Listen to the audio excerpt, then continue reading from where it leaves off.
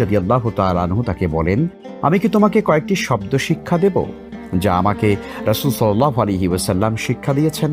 তুমি যদি এটা পাঠ করো তাহলে আল্লাহই তোমার ঋণ মুক্তির ব্যাপারে দায়িত্ব নেবেন, যদি তোমার ঋণ পর্বত সমানও হয়। এরপর হযরত আলী রাদিয়াল্লাহু তাআলা আনহু ওই ব্যক্তিকে এই দোয়াটি পড়তে বলেছিলেন, আল্লাহুম্মা কফিনি বিহালালিকা আন হারামিক ওয়া আগনিনি বিফদলিকা আম্মান সিওয়াক।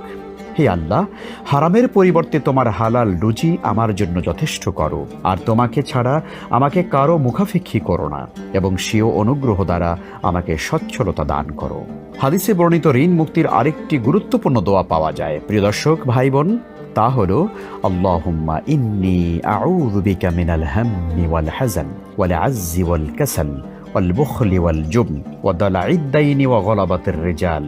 হে আল্লাহ, নিশ্চয়ই আমি আপনার আশ্রয় নিচ্ছি দুশ্চিন্তা ও দুঃখ থেকে, অপারগ